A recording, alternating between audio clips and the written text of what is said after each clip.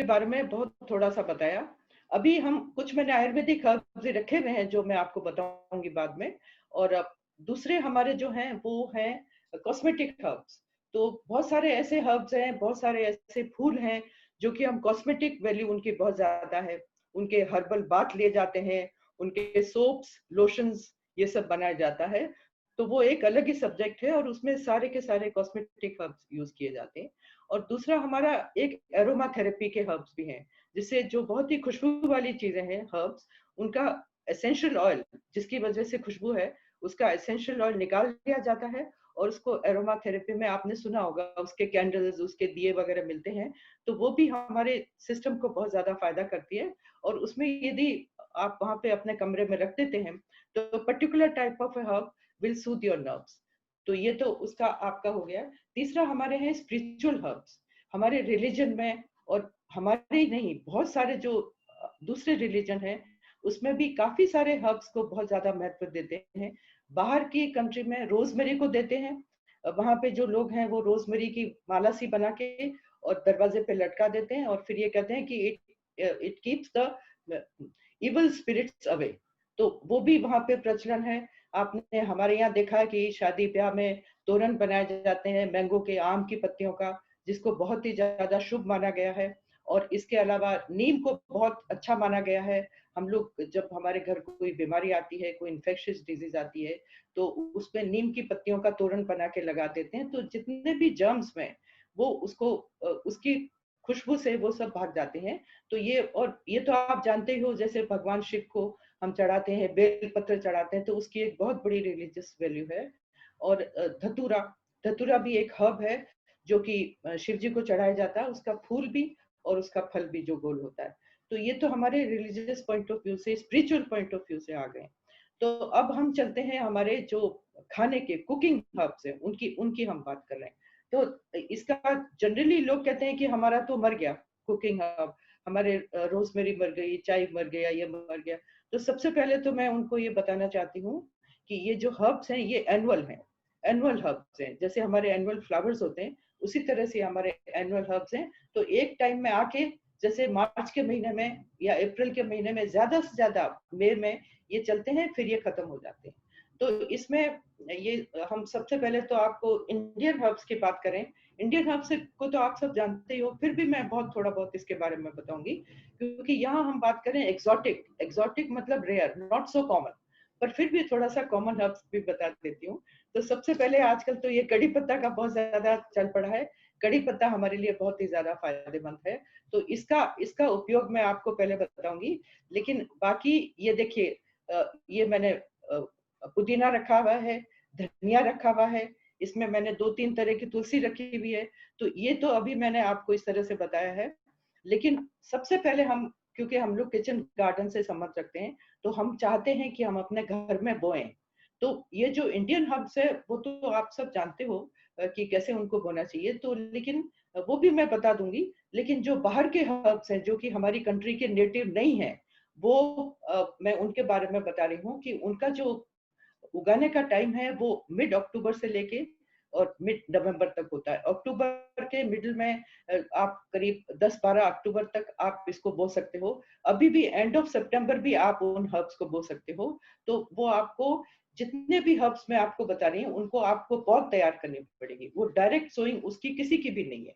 तो पौध से मतलब है कि भाई आपको ट्रे ट्रे ले आए आप, और ट्रे में जैसे कि आपका जो मिक्सचर है उसमें जो सोलराइट करके जो आता है, ये मिट्टी एक तरह की, वो उसमें आप उसको बो सकते हो। तो बोने का तरीका तो आप जानते हो कि उसको बहुत छोटे छोटे बीज होते हैं उसके। तो उसमें आप वो फैला देंगे, उसके ऊपर थोड़ा सा मिट्टी स्प्रिंकल कर देंगे, और वो जब जब बोएंगे जबकि वो मॉइस्ट हो, तो उसमें मॉइस्चर ऑलरेडी होगा। और फिर आप ये डाल के, उसमें बीज डाल के उसको कवर कर देंगे, उसको किसी भी न्यूज़पेपर से, और उसको छाया में रखेंगे। क्योंकि देखिए, किसी भी सीड को चाहे बड़ा हो या छोटा हो, उनको जर्मिनेट होने के लिए 3 चीजों की आवश्यकता है। एक तो अंधेरा होना चाहिए, एक टेम्परेचर होना चाहिए, और एक मॉइस्चर होना चाहिए। तो जब आप देखेंगे किसी किसी में तो चौथे 5वें दिन बीज निकल आते हैं। लेकिन कई कई जो हमारे हर्ब हैं उसमें 3-3 हफ्ते लग जाते हैं। जैसे मैं आपको बता रही हूँ कि सैलरी में 3 हफ्ते लगते हैं। एक्चुअली जब मैंने बोई थी तो ये 2 हफ्ते तक तो कुछ हुआ ही नहीं उसको, तो मैंने कहा ये तो बीज ही बेकार थे। लेकिन फिर मैंने किसी जानकार आदमी से पूछा, तो उन्होंने बताया कि 3 हफ्ते तो मिनिमम सैलरी को स्प्राउट होने में लगता है। तो ये तो मैंने आपको बताया कि किस तरह से बोना है, लेकिन मिट्टी की कंपोजिशन अब मैं आपको बता रही हूँ। जैसे सोलराइट में आपने ये तैयार कर दिए, अब आप गमले तैयार करिए। मिट्टी मिट्टी उसकी जो होनी चाहिए वो मैं आपको बता रही हूँ कि 2 पार्ट तो उसकी गार्डन सॉइल, 2 पार्ट आप उसको गोबर की खाद, और फिर आप उसमें 2 पार्ट पत्ते की खाद और 1 पार्ट गोबर की खाद, एकदम बढ़िया सड़ी हुई गोबर की खाद होनी चाहिए। यदि आप चाहें तो अच्छा वर्मी कंपोस्ट भी उसके बदले रिप्लेस कर सकते हैं। और सिर्फ 1 टीस्पून ऑफ बोन मील। तो ये 4 चीजें आप मिला के उसमें खूब अच्छी तरह मिट्टी मिला लो गमले में बाहर, और फिर उसको गमले को भर दो उसको, और उसके बाद में उसको पानी दे दो।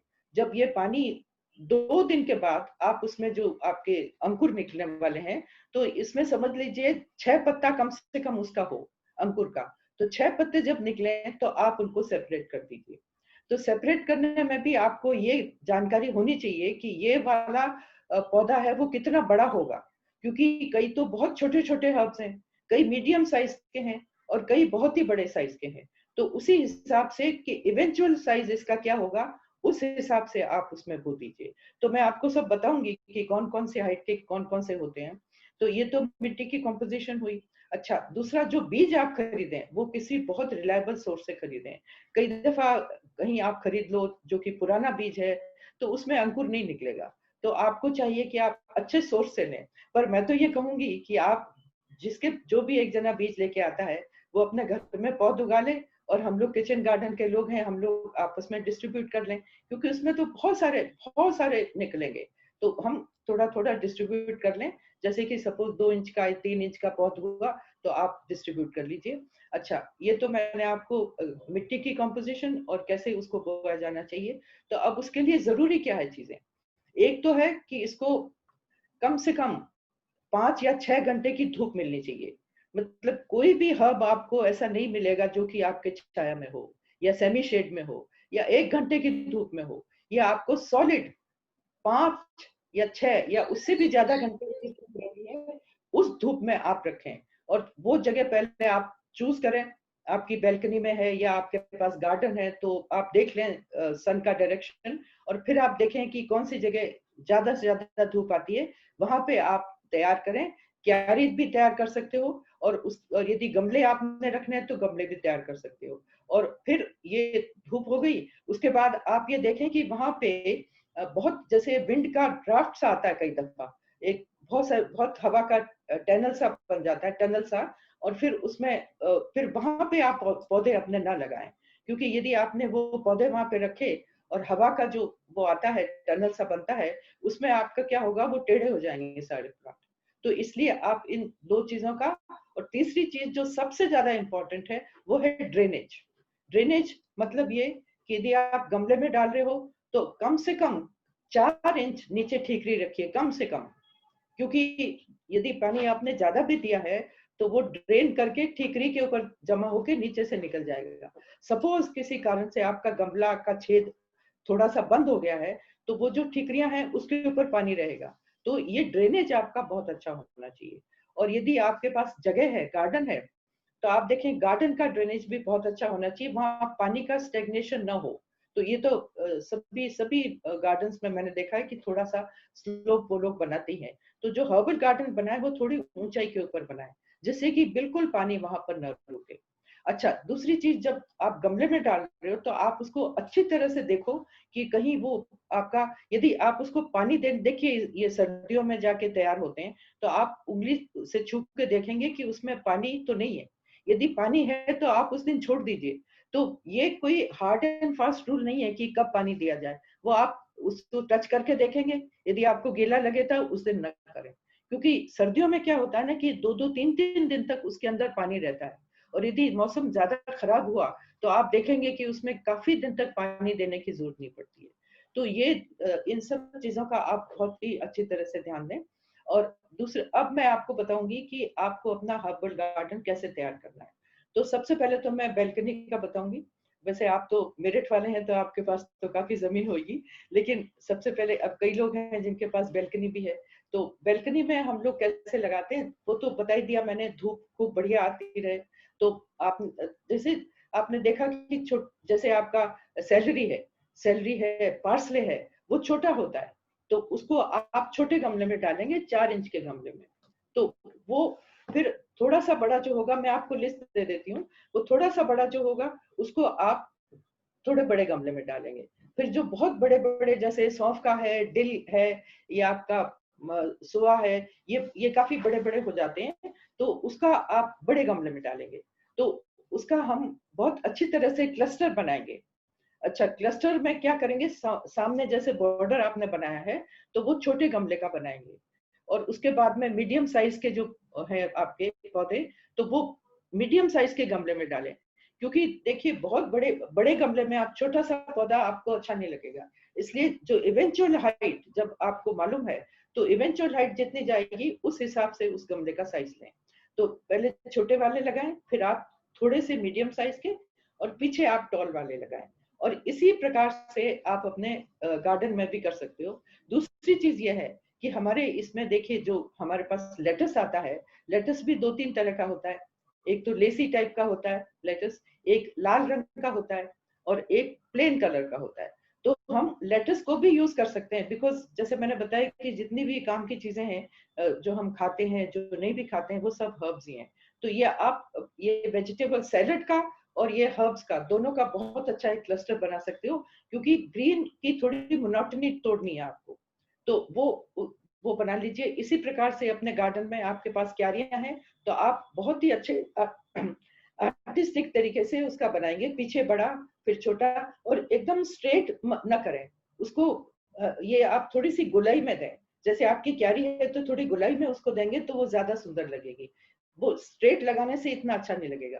तो इसी प्रकार से छोटा, फिर दूसरे कलर का आप दे दीजिए। जैसे आपका लेवेंडर भी है, लेवेंडर जो इसका कलर थोड़ा फर्क है, ये तो लेवेंडर का भी एक लाइन आप दे दीजिए। उसी प्रकार से छोटे बड़े करके आप उनको अपना गार्डन बना सकते हो।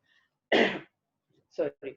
इसके अलावा आप उसको ट्रे में भी लगा सकते हो। ट्रे का मतलब छोटा सा ट्रे गार्डन आप बना सकते हो। तो वो ही ध्यान रखें आप।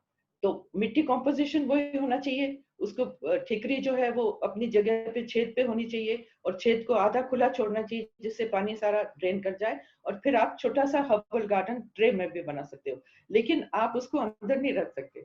यदि आपके घर में, खैर अभी तो लॉकडाउन में कोई आएगा नहीं आपके घर, लेकिन जब आप जनवरी में या ऐसा जब आपके सब ये आने लग जाए, तो आप अपने घर के अंदर या अपने खुद के लिए आप डाइनिंग टेबल पे लगा लो, 2-4 दिन आप रख लो, फिर उसको बाहर कर लो। तो इसी तरह से 2 ट्रे बना लो आप। तो एक को आप अंदर रखो और इसी तरह से एक को बाहर रखो। तो वी कीप ऑन रोटेटिंग।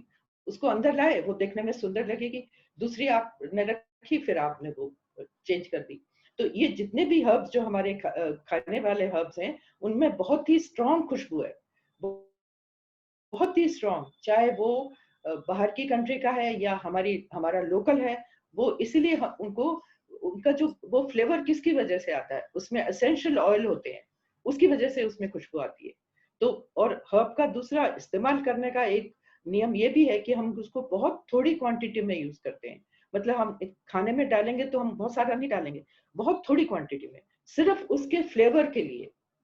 और ये भी आपने देखा है, जो बहुत अच्छे कुक्स हैं वो क्या करते हैं कि उनको एक ही डोमिनेंट फ्लेवर होती है। जो जैसे कि कहीं आप खाना खाने गए, आपके 4-5 तरह के उन्होंने हर्ब सब, मतलब धनिया भी डाल दिया, पुदीना भी डाल दिया, मिर्चा भी डाल दिया, अदरक भी डाल दिया। तो उसकी वो जो फ्लेवर है वो क्लैश करती है।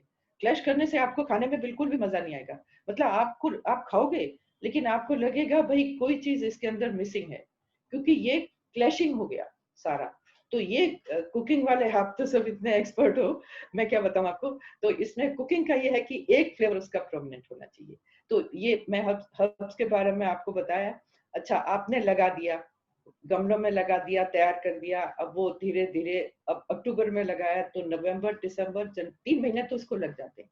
जनवरी में जाके ये आपके ऐसा हो जाएगा कि आप इसकी पत्तियां तोड़ के खा सकते हो।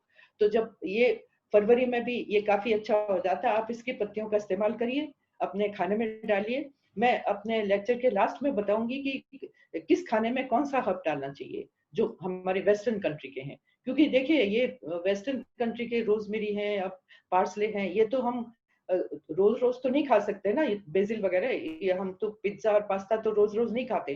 तो हम इंडियन खाने में हम इसका कैसे इस्तेमाल करें, वो इसका जो कॉम्बिनेशन है वो मैं आपको बता दूंगी। तो अब हम थोड़ा सा आयुर्वेदिक मैं यहाँ लेके बैठी हूँ, वो थोड़ा सा मैं आपको बता देती हूँ, बहुत थोड़ा सा। देखिए ये अड़ूसा है, ये भी जंगल में पाया जाता है। ये आपने देखा होगा जब कार में जा रहे हैं तो ये खांसी के लिए, खांसी की दवा बनती है टर्फ फसाका इससे। और ये शतावरी है, ये बेल होती है, ये एस्पेरेगस ही है लेकिन ये बेल के फॉर्म पे है। तो इसमें मैंने क्या किया है, एक बहुत बड़े पेड़ के ऊपर मैंने इसकी बेल चढ़ा दी है।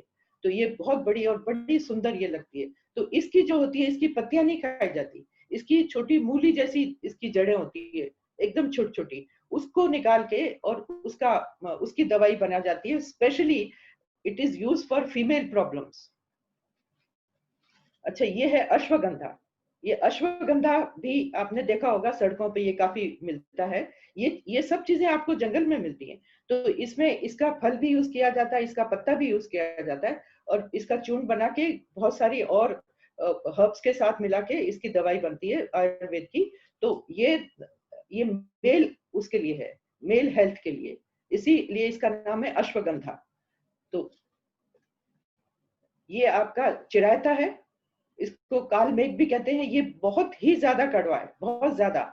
आपने साफी का नाम सुना होगा, साफी की दवा जो बहुत अत्यंत कड़वी होती है वो इसी से बनाई जाती है। काल मेघ या चिरायता इसको कहते हैं, और खून को साफ करने के लिए ये लिया जाता है।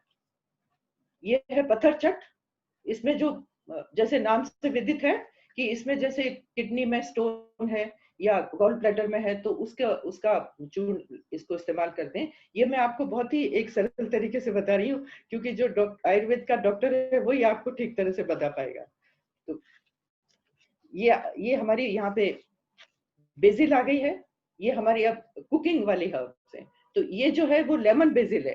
तो बेसिल का भी देखिए, हमारी जो इंडियन बेसिल है, मतलब जो हमारी नेटिव है, जो यहाँ की हर्ब है, जिसको हम तुलसी कहते हैं, होली बेसिल, तुलसी मैया कहते हैं उसको। तो एक तो वो तो हम देखिए हमारे सारे पूजा पाठ में काम में आती है, पंचामृत के काम में आती है, आप सब जानते हो इस बारे में। तो ये वाली बेसिल है। तो इसमें ये तो होली बेसिल हुई। फिर एक श्यामा बेसिल होती है जो कि काले रंग का पत्ता होता है, वो भी हमारा इंडिया का ओरिजिन है। तो ये वो भी काम में आता है, उसको भी होली मानते हैं श्यामा बेसिल को। उसको बहुत धार्मिक, इसका बहुत ऊंचा स्थान है उसमें। अच्छा, तीसरी अभी मेरे पास तो नहीं है, लेकिन मरुआ होता है, आप सब जानते हो मरुआ। तो उसको वन तुलसी कहते हैं, क्योंकि वो जंगल में बहुतायत रूप से पाई जाती है, और उसका भी पत्ता लंबा सा होता है, उसकी खुशबू भी काफी इनसे मिलती जुलती है, बहुत अच्छी है। तो उसका अभी जो मुझे पता लगा है कि उसमें जो किसान लोग होते हैं वो उसके मरुए के पत्तों को पीस के और करीब 1 टीस्पून उसका चटनी बना के डीवर्मिंग के लिए यूज करते हैं। ये मुझे बहुत किसी रिलायबल सोर्स से, ट्राइड सोर्स से पता लगा है। और ये वहां पे बच्चों को भी देते हैं किसान लोग, और खुद भी खाते हैं डीवर्मिंग के लिए। तो ये बन तुलसी जो मरुआ है उसका इस्तेमाल की उस तरह से किया जाता है। तो ये तो हमारे सारे जो हर्ब्स थे वो बाहर ये आयुर्वेदिक थे। ये मैंने आपको बताया तुलसी के बारे में। अच्छा, तुलसी, दूसरी जो तुलसी जिसको Thai basil, lemon basil, camphor basil, बहुत तरह की 10-12 तरह की बेसिल और है, वो हमारी कंट्री की नहीं है, वो सब बाहर की, थाईलैंड की और उधर की हैं, जो कुकिंग में हम लोग यूज करते हैं। वो भी है मेरे पास में, ये वाली है शायद, यही वाली है। हाँ, ये दोनों में से एक बेसिल है, और लेमन बेसिल है, और एक कैम्फर बेसिल है, उसमें कैम्फर की खुशबू आती है। और देखिए मैं अभी जब नर्सरी गई थी ना, तो वहां पे उन्होंने एक मुझे इतना बड़ा पत्ते का बेसिल दिखाया, इतने बड़े पत्ते का, तुलसी से मिलता जुलता, उसकी खुशबू भी काफी बहुत बढ़िया थी। और वो उन्होंने कहा ये अमेरिकन बेसिल है। अब अमेरिकन लोग भी बेसिल उगाने लगे, ये तो मुझे पहली दफा पता चला। तो वो भी डेवलप हुई है काफी सारी, कम से कम 10 वैरायटी हमको उस तरह की मिलती है, लेकिन बेसिक जो है वो हमारी 3 है। तो अब ये देखिए, ये मैं अजवाइन है, ये भी अजवाइन हमारे घरों में होता है। मेरे मेरे घर में कभी इसका फूल नहीं आया, न इसमें कोई अजवाइन लगा। लेकिन मेरी फ्रेंड के यहाँ पे उसने मुझे फोटो भेजा था, which was I was very surprise कि उसकी हैंगिंग बास्केट में ये लग रहा था और उसमें से व्हाइट कलर का छोटा छोटा फूल निकला और उसमें अजवाइन के दाने भी निकले। मैंने आज तक नहीं देखा ये, लेकिन उस मेरी फ्रेंड ने उसका फोटो खींच के मुझे भेजा। तो आपका जो व्हाट्सएप है उसमें मैं फोटो डालूंगी उसका। तो इसके देखिए, इसके पत्तों में अजवाइन की खुशबू है और इसके ये बहुत ही सरलता से लगता है। इसको आप कटिंग यहीं से कटिंग करके लगा दोगे तो ये हो जाएगा। तो जैसे आपने गमले में लगाना है या क्यारी में भी लगाना है तो आप छोटा छोटा काट के उसको थोड़ी थोड़ी दूर पे लगा दो तो ये जड़ पकड़ लेगा। It's very very Hardy, very Hardy. तो ये हो गया आपका। ये है रोजमेरी। ये रोजमेरी देखिए, ये मेरा 4 साल पुराना पौधे से मैंने काटा है। रोजमेरी रहता है, ये एनुअल नहीं है, ये आपके सालों साल तक चलेगा। ये देखिए, इसकी जो इस पत्ती है आप देख रहे हो, इसकी पत्ती ये निडल जैसी है। तो इसका 45-46 डिग्री टेम्परेचर में भी इसका वाटर इवेपोरेशन नहीं होगा, मतलब पानी ऊपर नहीं जाएगा एटमॉस्फेयर में। तो क्या होगा, पानी ये रिटेन करेगा, रिटेन करने से ये सर्वाइव कर जाएगा। तो ये रोजमेरी मेरी 4 साल पुरानी है और रोजमेरी बहुत आराम से, बहुत अच्छी तरह से होती है। Very very Hardy. ये काफी साल तक आपके चल सकती है। मुझे लगता है कि और भी कुछ साल तक ये और चलेगी। अच्छा, ये जो है वो लेवेंडर है। ये खाने में हम लोग काम में नहीं लेते हैं, पर इसकी खुशबू बहुत अच्छी होती है। इसको हम लोग, अभी मैं आपको सारे मेथड्स बताऊंगी कि किस तरह से हम सुखाएं, कैसे इसको काम में लें। पहले बताएं कितना टाइम है हमारे पास।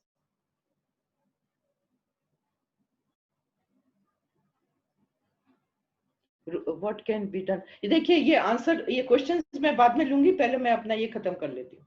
तो इसमें देखिए, ये आपका लेवेंडर है। लेवेंडर का क्या यूज है, इसमें बहुत अच्छी खुशबू है। ये भी देखिए एनुअल नहीं है, ये सालों साल चलता है। ये मेरे पास भी 4 साल से है। लेकिन गर्मियों में क्या होगा, इसके पत्ते एकदम छोटे छोटे हो जाते हैं, मरता नहीं है ये। इसकी डंडियां रहती है, छोटे छोटे पत्ते हो जाते हैं और देख अच्छा मौसम आएगा तो फिर ये एकदम से परकप हो जाते हैं। तो ये मेरा, ये भी 4-5 साल पुराना लेवेंडर है। इसका यूज है कि इसके पत्ते आप तोड़ लेंगे। सुखाने का मैं मेथड आपको बताऊंगी। तो वो हम छोटी छोटी थैलियों में, मलमल की थैली में भर के और उसको अपनी अलमारी में रख देते हैं खुशबू के लिए, या आप उसको ऐसे ही अपने ड्राइंग रूम में भी रख सकते हो। तो ये हमारे पास है। दूसरा ये आयुर्वेदिक हर्ब और है ये कालाबासा। कालाबासा जो है वो भी हमारे बुखार के लिए यूज करते हैं इसको, और ये भी आयुर्वेदिक हर्ब है और इसमें कांटे होते हैं। ये काफी हार्डी है। ये सारे आयुर्वेदिक हर्ब बहुत ज्यादा हार्डी हैं। ये नहीं मरते हैं ये कभी भी। तो ये तो आपका इधर का हो गया। अब ये देखिए, ये मैंने इलायची भी लगा रखी है यहाँ पे। ये इलायची का पत्ता, ये थोड़ा मुड़ गया है, ऐसे है ये पत्ता। ये इलायची का पत्ता है। इलायची हमारे यहाँ बहुत आराम से होती है, कितने ही सालों साल, मेरे पास में 6-7 साल पुरानी है।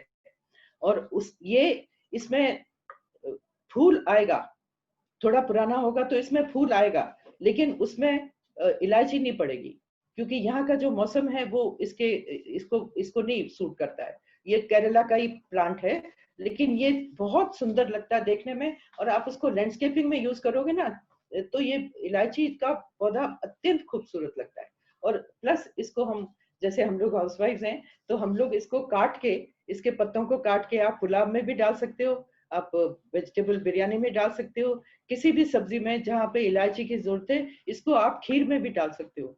इलायची तो डालते ही हो ना, इलायची के छोटे छोटे इसके पत्ते काट के आप खीर में भी इसके इस्तेमाल कर सकते हो।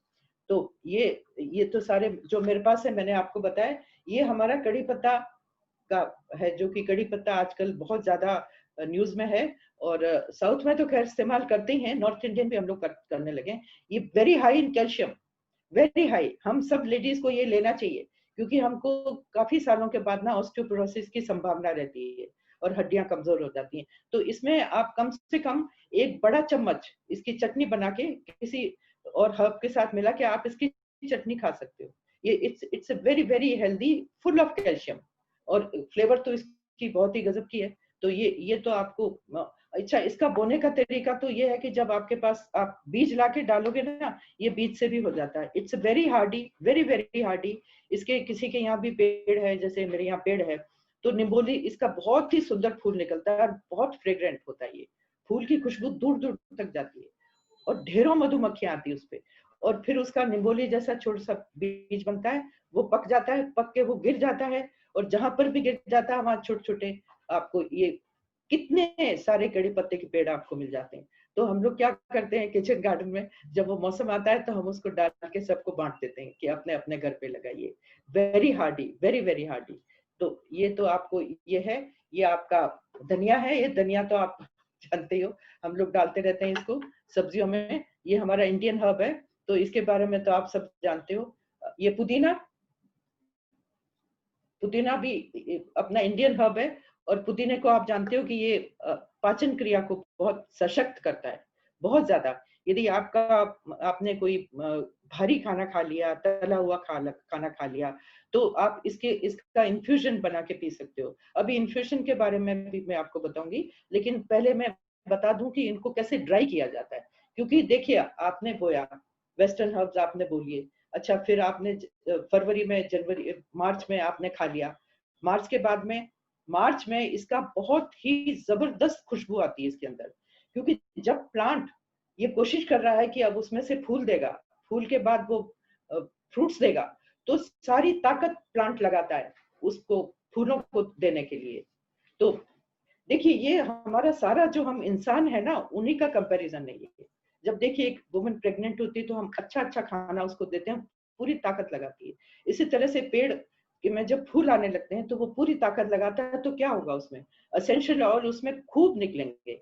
तो वो आपका टाइम है जब आप उसको ड्राई कर सकते हो, दैट इज द टाइम। और आप देखिए मार्च और मिड अप्रैल तक ये इसके फूल आते हैं और ये रहता है। अच्छा, उसमें उस टाइम धूप बहुत जबरदस्त होती है, तो हमको प्रकृति एक सिग्नल दे रही है कि भाई अब आपके हर्ब का सुखाने का टाइम आ गया। तो हम उसको क्या करेंगे कि हम अब 3 तरह से हम उसको सुखा सकते हैं। पहले तो मैं आपको बता दूं कि कई हर्ब्स हैं जो सूखने के बाद उसका जो फ्लेवर रिटेन नहीं होता, तो वो तो आप मत कोशिश करें, क्योंकि जब उसका फ्लेवर ही नहीं रहेगा तो हम उसको क्या करें। तो जो जो फ्लेवर जिसमें रहता है उसका मैं आपको बता देती हूँ। तो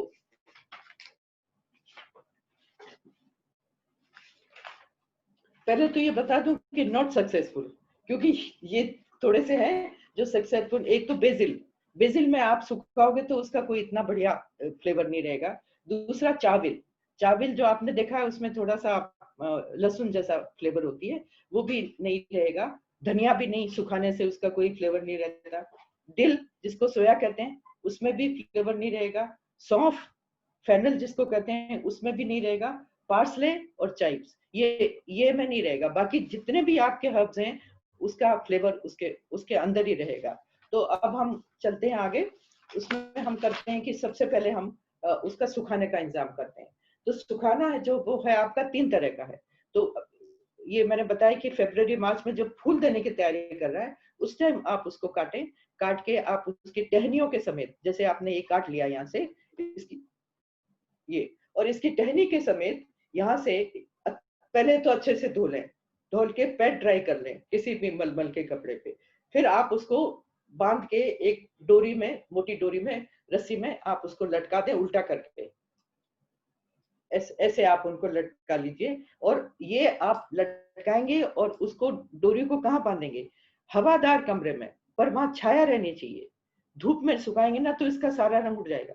तो इसको छाया में सुखाइए, हवादार कमरा हो, जैसे आपका वरांडा हो, वरांडे में सुखा लीजिए। और ये कुछ दिन में, क्योंकि देखिए मार्च अप्रैल में जब हम कर रहे हैं ना, तो ड्राइनेस हो जाती है, धूप भी रहती है, उसके अलावा एयर में भी ड्राइनेस हो जाती है।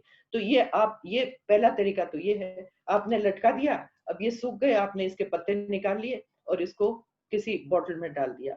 और ये ध्यान रहे कि किसी स्टील की या प्लास्टिक की बोतल को नहीं यूज करें, उसको ग्लास की बोतल में यूज करें। और उसमें एक लेबल लगा दें ऊपर से कि भाई फला तारीख को हमने इसके अंदर ये हर्ब है, क्योंकि सूखने के बाद ना आपको पता ही नहीं चलेगा ये हर्ब कौन सा है। तो लेबल आप जरूर लगाएं। अच्छा, दूसरा, जब आप इसको यूज कर रहे हैं, यूज करते टाइम आप उसको ऐसे पूरा का पूरा निकाल के और उसके आपने डाला और फिर वापस थोड़ा सा जो बचा वो डाल दिया, ऐसे नहीं करें। आप चम्मच से उतना ही निकालें जितना कि आपको जरूरत है, क्योंकि जब आप बाहर निकालोगे तो वो एयर के एक्सपोजर में होगा, और फिर आप उसको अंदर डालोगे तो उसकी काफी खुशबू, उसकी बहुत ज्यादा खुशबू उसकी नष्ट हो जाती है। तो वो फिर आप उसको निकाल के उसको बंद करके रख दीजिए, लेबल कर लीजिए। ये जितने भी हर्ब्स जो खुशबू रिटेन करते हैं, वो आपके कम से कम 6 महीने तक वो रहेंगे, क्योंकि 5-6 महीने आपने रखे हैं, उसके बाद तो फ्रेश का मौसम आ जाएगा। तो ये एक तो ये तरीका। दूसरा तरीका आप इसका ये है कि भाई इसके पत्ते तोड़ लीजिए, आप इनके सबके पत्ते तोड़ लीजिए, उनको सूखा, उनको पैट ड्राई कर लीजिए धो के अच्छी तरह से, और उनको जैसे हमारा ये किचन का जो रैक होता है आलू प्याज वाला, उसमें आप मलमल का कपड़ा डाल के और उसके ऊपर रख दीजिए, मलमल से ढक दीजिए, जिससे कोई मक्खी मच्छर या डस्ट उस पर ना बैठे, और दोनों तरफ से उसको हवा लगती रहे, तो वो ये सूख जाता है। अच्छा, तीसरा एक और है, वो आपकी इच्छा के ऊपर है, क्योंकि कई लोग माइक्रोवेव को नहीं इस्तेमाल करना चाहते हैं, तो माइक्रोवेव का भी जो कर सकते हैं, या जो जिनको कोई ऐसा वहम नहीं है, माइक्रोवेव में बहुत अच्छी तरह से ड्राई होता है, मैंने ये करके देखा है। उसी तरह से पत्ते आप निकाल लीजिए, माइक्रोवेव फ्रेंडली जो बर्तन है उसमें डाल के आप 10-10, 20-20 सेकंड में करके उथल पुथल करके उसमें रखेंगे, तो उसमें बहुत अच्छी तरह ड्राई हो जाएगा। ये पता है, मैंने आप ही लोगों से सीखा है, ऐसे ही टॉक देने गई थी तो उन्होंने कहा था मेथी को ऐसे सुखाते हैं, तो उसमें कलर भी रिटेन होता है। तो ये आपका तीसरा तरीका है ये ड्राई करने का। अच्छा, इसके अलावा हम कैसे, हम और क्या कर सकते हैं इसका, हर्ब्स का उपयोग, तो इसमें हम इसका विनेगर बनाते हैं।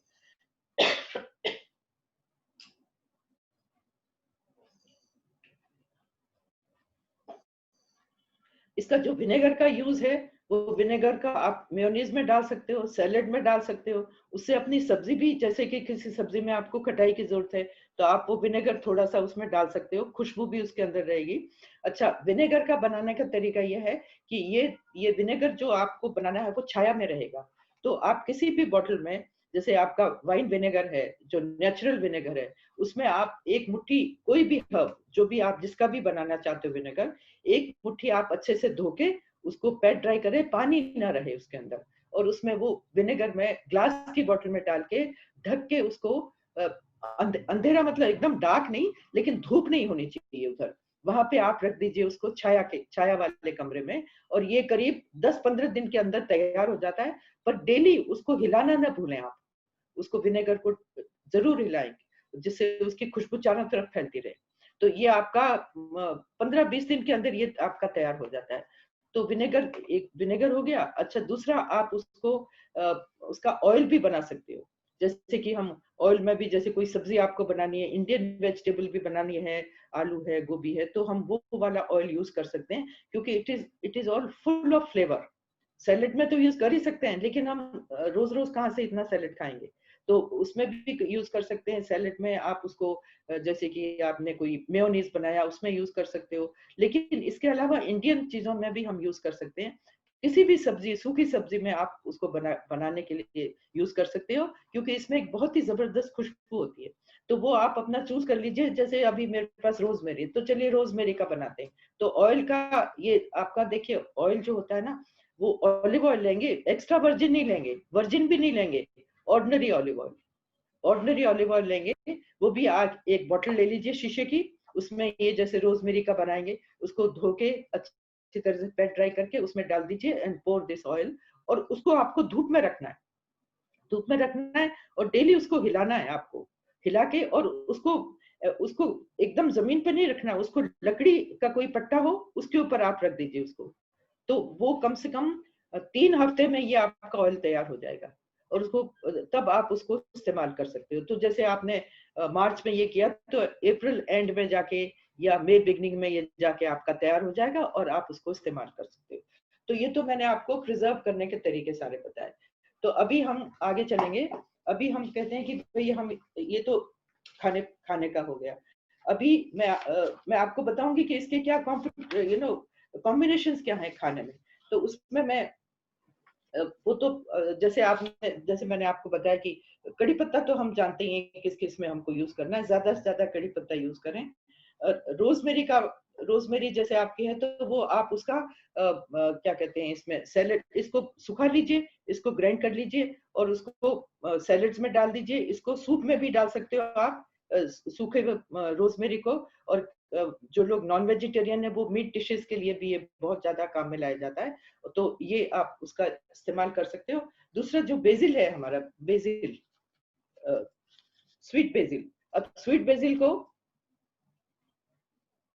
बेसिल का जो कॉम्बिनेशन है हमारे इंडियन कुकिंग में, वो टमाटो बेस्ड चीजें जो भी हैं, आप देखो टोमेटो सूप में बहुत अच्छा जाएगा, फिर आप जो बटर पनीर बनाते हो उसमें बहुत अच्छा जाएगा, और जिसमें भी टमाटर का रहता है करी, उसके अंदर आप बेसिल डालोगे तो उसका फ्लेवर बहुत इनहेंस हो जाएगा। तो बेसिल को आप टमाटो बेस्ड किसी भी चीज में डाल सकते हो इंडियन के अंदर। अच्छा, अजवाइन का मैंने आपको बताया था कि अजवाइन आप रायते में डालो, आलू में डालो, गोभी में डालो इसके पत्ते। इसको आप जब पुलाव बनाते हो तो काट के पुलाव पुलाव में भी डाल सकते हो। तो ये अजवाइन को आप देखिए, जिस जिस चीज में हम अजवाइन की फ्लेवर देते हैं उसके पत्तों की भी उसी में फ्लेवर दे सकते हैं, और ये उसके बीज से ज्यादा इसमें ज्यादा खुशबू आती है क्योंकि ये फ्रेश है। अच्छा, तो ये मैंने आपको बताया इसके बारे में। अच्छा, एक सैलरी, सैलरी तो अभी है नहीं मेरे पास में क्योंकि अभी उसका सीजन भी नहीं है। तो सैलरी का हम ऐसे करते हैं कि सैलरी का जैसे मैंने बताया बीज बहुत टाइम लेता है, 3 हफ्ते के बाद जर्मिनेट होता है, और ये काफी देर तक, जून तक ये रहता है ये सैलरी। और ये भी है कि किसी ने ट्राई किया, मुझे बताया है कि यदि ऊपर से आप काट देंगे तो वो स्प्राउट कर जाएगा। मैंने नहीं करके देखा, लेकिन मुझे किसी ने बताया कि वो स्प्राउट कर जाएगा। तो ये काफी सारी गर्मी झेल लेता है ये सैलरी। सैलरी का तो बहुत ही ज्यादा स्ट्रॉन्ग फ्लेवर होता है। सैलरी सूप तो बहुत ही फेमस है। लेकिन सैलरी का देखिए आप क्या करेंगे उसको प्रिजर्व करने के लिए। अब आपका ये जून में ये थोड़ी कड़ी भी हो जाती है, और ये इसका फ्लेवर भी अब जाने जैसा हो जाता है। तो आप उसको पहले से काट लेंगे, जैसे मई में आपने उसको काट लिया, और उसकी जो आपने देखा होगा उसकी लंबी सी डंडी होती है और धनिया जैसे पत्ते होते हैं उसपे, तो आप उसकी डंडी को काट दीजिए। और उसको जो पत्ते हैं उसको तो जैसे मैंने 3 मेथड बताए हैं उसमें से आप सुखा लीजिए सैलरी का, और उसमें थोड़ा सा नमक मिला दीजिए, वो सैलरी सॉल्ट हो गया। अब बाजार आप में जाओगे ना तो सैलरी सॉल्ट कितने 400-500 रुपए की बोतल मिलती है। तो ये आप अपने घर पे बना सकते हो इस तरह से। तो ये सैलरी सॉल्ट हो गया। दूसरा, आप सैलरी की जो पत्तियां हैं वो सूप में डाल सकते हो, ये क्योंकि आपने सुखा लिया। अब इसकी पत्तियां आप सूप में डालो, आलू में डालो, गोभी में डालो, जो भी आपको वेस्टर्न डिशेस में तो खैर डाल ही सकते हो। और इसकी जो डंडी है उसको आप क्या करो, उसको छोटे छोटे 1-1 इंच के टुकड़े काट लो। टुकड़े काट के आप उसको बॉइलिंग पानी में डालो, थोड़ा सा पानी लो, इसके 1-1.5 इंच का टुकड़ा काट के उसमें डालो, और उसको खौलते पानी में डाल के बंद कर दो, उसके गैस को बंद कर दो, उसमें ही छोड़ दो आप। और उसको ठंडा करके उसमें थोड़ा सा विनेगर और थोड़ी सी शुगर, ये दोनों डाल दीजिए, और उसको आप बॉटल जब ठंडा हो बॉटल करके उसको साल भर तक प्रिजर्व कर सकते हो। This celery sticks are use for various things, like जैसे कि सैलेड में तो खैर बहुत अच्छे तरह यूज कर सकते हैं।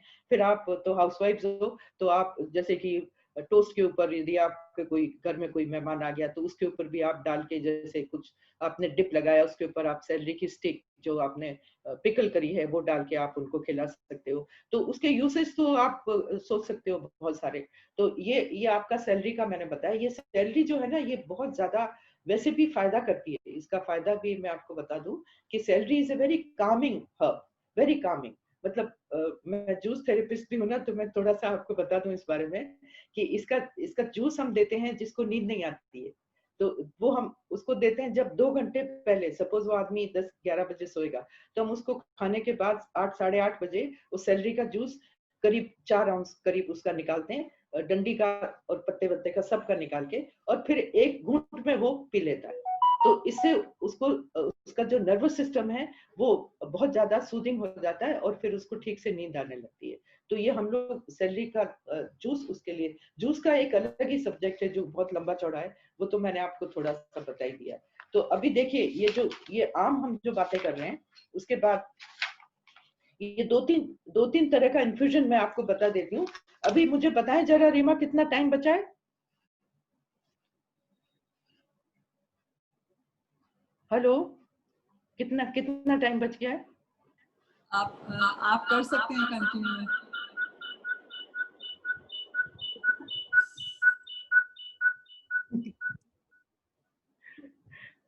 अभी कितने बजे? आप कंटिन्यू कर सकते हैं। कुछ लिमिट कर दीजिए। But it's already, I think 50 minutes तो हो गए हैं। अच्छा, कैरी ऑन। हमें बहुत इंटरेस्टिंग लग रहा है। आपको बताया ना मैंने, जो जितने भी हर्ब्स आपको बताए वैसे खुशबू वाले, उनको आप सुखा लीजिए। सुखा के इसके 2-3 तरह के चीजें आप कर सकते हो। एक तो आप इसको आपके घर में जो भी ड्राइंग रूम में जो भी आपका पड़ा हुआ बोल, उसमें ये 2-3 तरह के हर्ब्स सुखा के आप उसमें डाल सकते हो, जिससे पूरे एटमॉस्फेयर में बहुत ही खुशबू फैल जाएगी। दूसरा, इसमें हर्बल पिलोज भी बनते हैं, जैसे आपका ये लेवेंडर है, रोज लेवेंडर स्पेशली ये कामनेस के लिए लिया जाता है, स्लीप प्रोड्यूसिंग है। तो इसमें इसके तकिए मिलते हैं बाहर की कंट्री में, यहाँ भी हम लोग बना सकते हैं कि आपको मलमल के उसमें लेके और लेवेंडर को सुखा के और आप उसमें भर के और उसके ऊपर सर रख के आप सोओगे तो उसको जो इनहेल करोगे उससे फिर नींद आती है। जिन लोगों को नींद आने की प्रॉब्लम है तो वो लेवेंडर का पिलो यूज कर सकते हैं।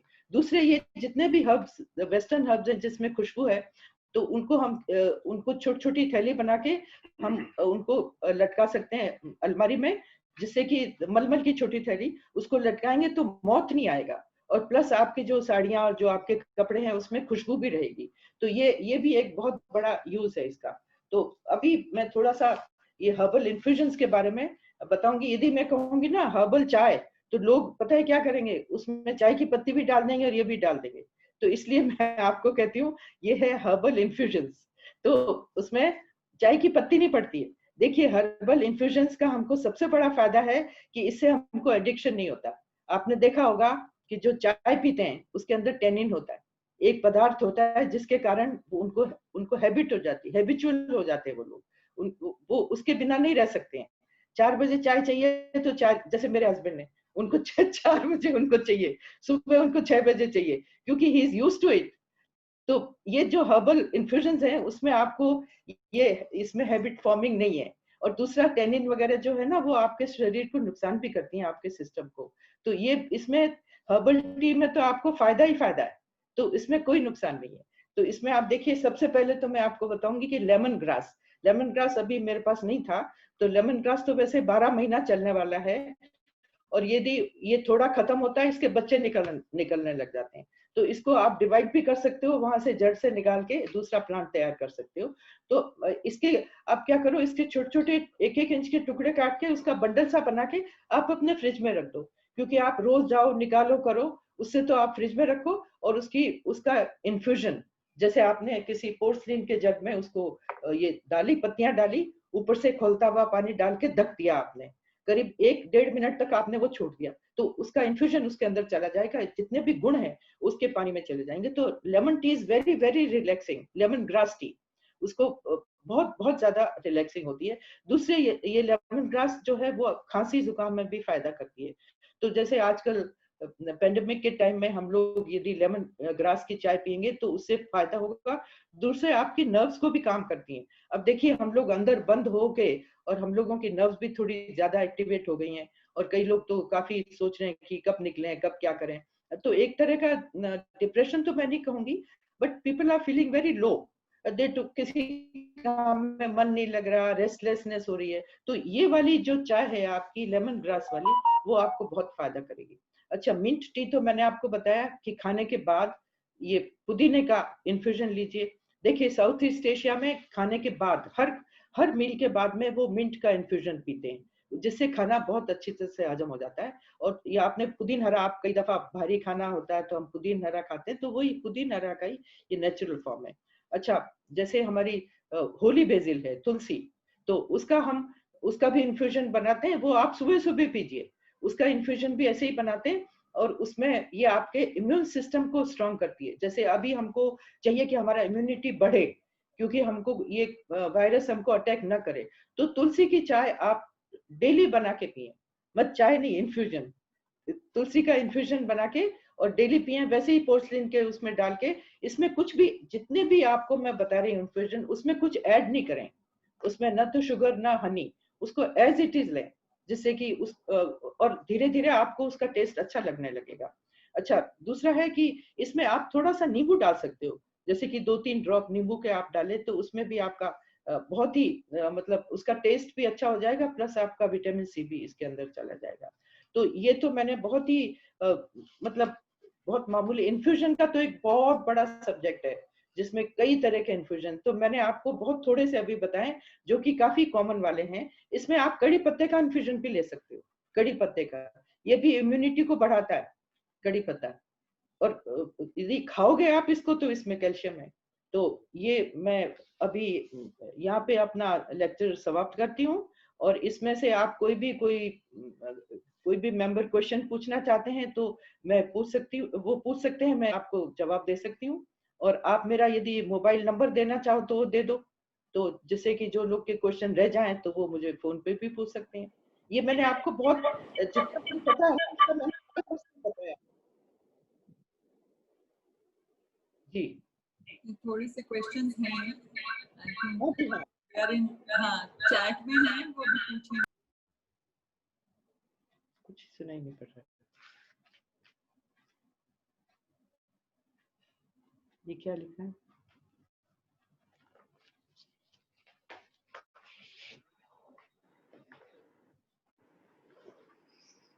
देखिए, everyone very informative and Yeah, useful. Monica Jain wanted to know that Patthar Chatta leaves get infested with black insects. What to do? Black insect, अच्छा मेरे तो Yeah. कभी भी नहीं आया। देखिए हम लोगों को तो एक है रामबाण कि नीम का इन्फ्यूजन, नीम को उबाल के उसके जो पानी होता है उसको ठंडा करके उसको बहुत डाइल्यूट करके उसका छिड़काव करिए। वो उड़ने वाले हैं क्या काले वाले, या ऐसे ही चिपकने वाले हैं insects? So they are actually on the leaves, जैसे कैटरपिलर टाइप हो जाता है ना, तो उसके अंदर आ जाता है। तो अभी मैंने उसको सारा नहीं, आप ये नीम का छिड़काव करके देखो, नीम का इन्फ्यूजन, ओके ओके नीम का पानी उस पर डाल के देखो, रिपीट करो उसको, फिर और 4-5 दिन के बाद रिपीट करो, फिर हफ्ते के बाद रिपीट करो। नीम के पानी से मैंने खुद ट्राई करके देखा कि बहुत सारे ये कीड़े मकोड़े और ये जो इन्फेक्शन है उससे खत्म हो जाता है। Thank you so much. She even wants to know that what can be the cause for rosemary dying. हाँ देखिए, नहीं या तो देखिए उसको पानी या तो रुक गया, यदि गमले में है तो पानी रुक गया है, देखिए, और इसका कोई रीजन हो ही नहीं सकता, या तो छाया में चली गई है, यदि आपने हल्की छाया में बो दिया है तो भी वो मर जाती है। लेकिन मेरे तो ये 4 साल से चल रही है, धूप इसको खूब मिल रही है, जहां मैंने लगाई वहां बेहद ज्यादा धूप है। एक रीजन ये हो सकता है पानी रुक गया हो उसमें, ये देख लें आप जरूर। Can we propagate lavender by cuttings and when to prune it? नहीं, इसकी प्रूनिंग तो नहीं करते हैं, लेवेंडर की प्रूनिंग नहीं करते हैं। ये तो देखिए कटिंग से हो जाता है। इसके क्या होता है ना कि कटिंग से तो मैंने ट्राई नहीं किया, लेकिन इसके बच्चे निकलते हैं। इसके आप देखोगे, मेरा काफी पुराना है, इसके जैसे गुच्छा सा बन गया था, तो मैंने सोचा ये पता नहीं क्या हो गया।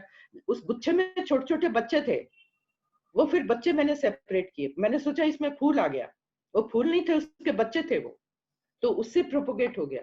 देखिए ये जो हमारा नेचर है ना, इसको हम स्टडी करते रहे ना तो हमको बहुत ज्यादा पता लगता है, क्योंकि जितना हम लोग पढ़ते हैं उसमें हमको इतना पता नहीं लगता, प्रैक्टिकल में हमको ज्यादा पता लगता है। उसके बहुत ही सुंदर वो लग रहे थे, लेकिन जब पास जाके देखा तो वो छोटे छोटे बच्चे थे। स्टेम में बच्चों से प्रोपोगेट आ रहे हैं सीमा जी, स्टेम के ऊपर जो छोटे छोटे आ रहे हैं लैवेंडर में, तो उनको ही काट के लगा सकते हैं क्या? हाँ हाँ हाँ, लगाओ लगाओ लगाओ, ये ट्राई करके देखो, मैंने तो ट्राई किया था, हो गए थे। ओके, तो ऊपर से ब्रांच को नहीं काटना, जो स्टेम है उसको नहीं काटना। नहीं, ब्रांच से नहीं काटिए, ब्रांच से नहीं होगा, ब्रांच से नहीं होगा, ब्रांच में मतलब मेरा तो नहीं हुआ कम से कम। Thank you so much. अच्छा एक बात और है, ये हल्दी भी मैं लेके बैठी थी, मैं भूल गई, ये हल्दी की पत्ती है। तो हल्दी का तो एक पूरा सब्जेक्ट है, लेकिन मैंने कहा आपको दिखाने के लिए ही दिखा देती हूँ हल्दी की पत्ती। और इसका भी इन्फ्यूजन पीते हैं हम लोग, इसका इन्फ्यूजन। पर मैं आपको फिर से कहूंगी, कई दफा मुझे फोन आते हैं हल्दी इस मौसम में नहीं लें, कई लोग हल्दी घोल घोल के पी रहे हैं, वो प्लीज नहीं लें। 2 मेरे जो क्लाइंट्स हैं उनके मुंह में पूरे छाले हो गए, अल्सर्स हो गए हल्दी पीने से। हल्दी का जो तासीर है बहुत ज्यादा गर्म है, वो आप ना इधर उधर से पढ़ के हल्दी ना लें बिल्कुल। जितने अपने खाने में हमको जितनी जरूरत है हमारे इंडियन खाने में पूरी है, वो पूरी की पूरी है। Manisha Agarwal wants to know that something for hair fall, what can we use? देखिए ये तो जूस थेरेपी मैंने बताया था कि इसमें यदि आप खीरे का जूस लोगे ना, देखिए ये आपको मसाज करने से फायदा तो होगा, मसाज करोगे ये सब कुछ करोगे, लेकिन इसमें खीरे का जूस बहुत फायदा करता है। तो वो तो एक पूरा सब्जेक्ट है, लेकिन मैं आपको ऐसे मोटा मोटी बता देती हूँ कि जैसे आप 2 खीरे का, बड़े बड़े खीरे का जूसर में जूस निकालें। ये आप मेरे से कभी करवा लेना ना, ऐसे ऑफ द शेड्यूल ही करवा लेना। उसमें 2 बड़े बड़े खीरे का, छोटे हो तो 3 खीरे का जूस निकाल के आप खाली पेट सुबह वो लें डेली, और उससे हेयर फॉल आपका रुक सकता है। She even wants to know that summer में रोजमेरी को शेड में रखना चाहिए क्या? किसको? रोजमेरी। नहीं नहीं नहीं नहीं, रोजमेरी को बिल्कुल नहीं रखना चाहिए शेड में, वो धूप में ही है। मेरे तो जमीन पे लगी है और वहां भयंकर धूप आती है। अच्छा, खीरे का जूस को मैं एक और बताऊं, सबको ना बहुत अच्छी स्किन चाहिए, है कि नहीं? बाल भी अच्छे चाहिए, स्किन भी अच्छी चाहिए। तो ये जो खीरे का जूस है स्किन को भी इम्प्रूव करेगा आपके। और ये मैंने देखा मेरी क्लाइंट के छाइयां तक निकल गई, उसके दोनों गालों पे छाइयां थी, और उसने ये लिया करीब 7-8 महीने डेली, तो उसके छाइयां निकल गई। तो ये स्किन का एकदम, स्किन और हेयर के लिए खीरे का जूस है।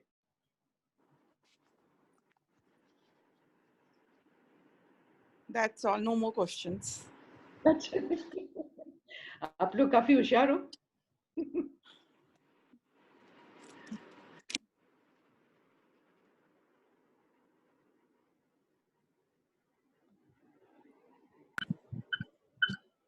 Thank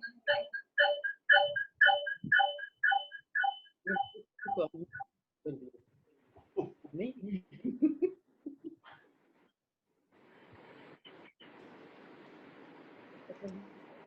हाँ जी, सब तो हो गए क्वेश्चंस। मेरा क्वेश्चन है जी। मेरा क्वेश्चन है कि मेरी रोजमेरी ब्लैक हो रही है, उसकी लीफ जो है ब्लैक हो रही है, तो मुझे क्या करना चाहिए? रोजमेरी ब्लैक हो रही है तो कोई फंगस लग गया है क्या उसके अंदर? पता नहीं, ग्रीन थी अच्छी खासी, एकदम से ब्लैक होने लगी। 2-3 है मेरे पास, 2-3 साल पुरानी है। अच्छा। तो उनकी लीफ जो है, ये आप बता रही थी, वो ब्लैक सी होने लगी हैं। नहीं तो आप उसका वो देखिए, पानी तो नहीं रुक रहा है, क्योंकि जड़ में अच्छा कोई जी। खराबी आई है तभी। अच्छा इसमें जी। गमले में है कि जमीन पे है? गमले में है। हाँ तो फिर आप उसको देखिए, आप उसका जो छेद तो नहीं रुका हुआ है, ठीक है, और थैंक यू।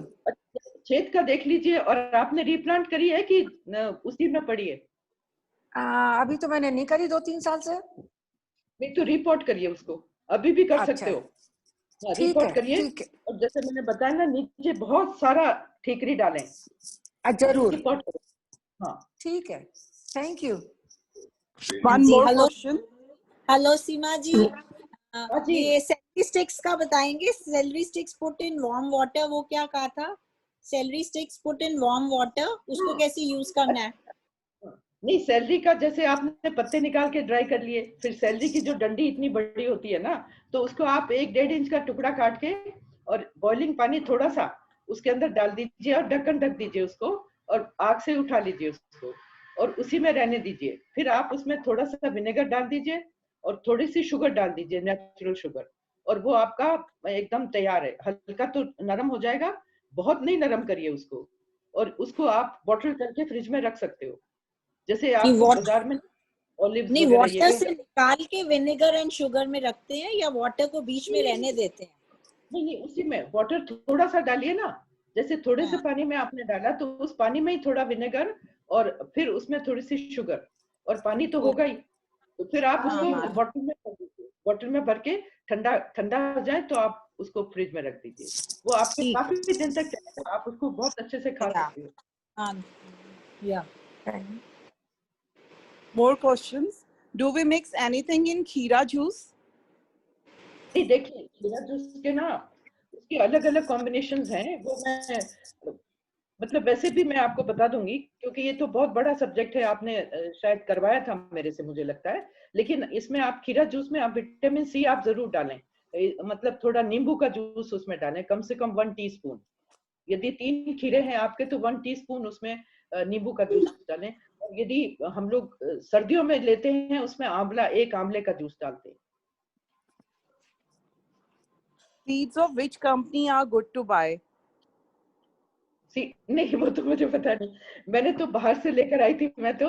और बाकी ये जो ये सारे आयुर्वेदिक हर्ब जो मैंने आपको दिखाए ना, वो तो सारे टेरीग्राम में मिलते हैं।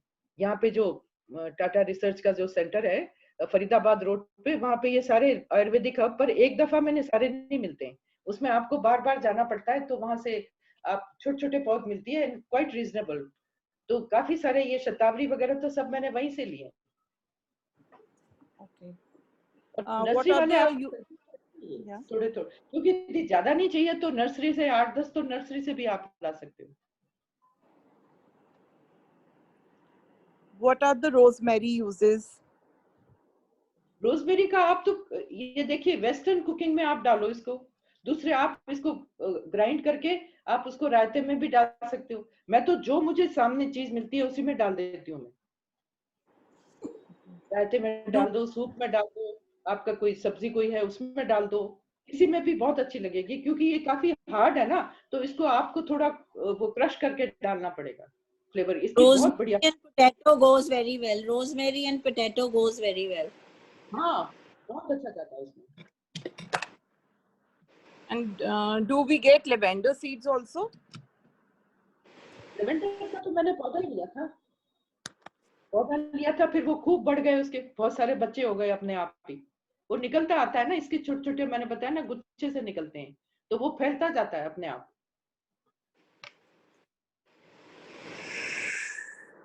Any more questions? लेवेंडर 2-3 तरह का होता है, इसके बड़े पत्ते का भी होता है। Monica wants to know when to repot lavender. यही सीजन है इसका।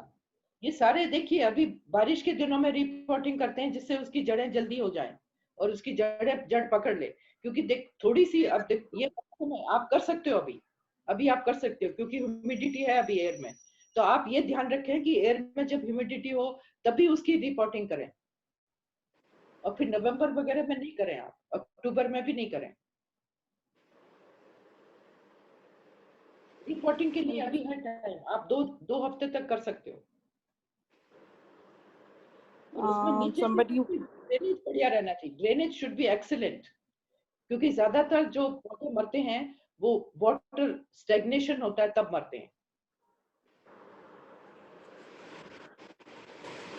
Somebody wants to know the vinegar process again.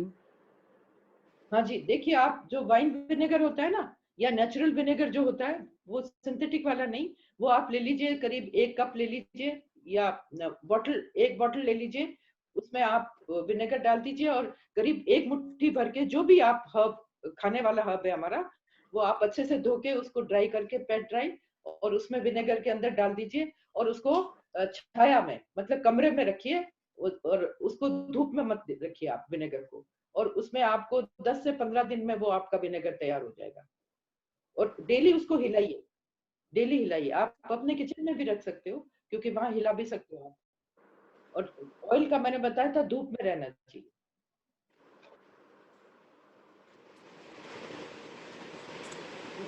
Thank you, Seema ji, and thank you all members for attending today's meet. We regret for inconvenience who could not join due to network issues. No need to worry at all, as Manisha will send all write-up of today's meet. Thank you. Thank you. Thank you.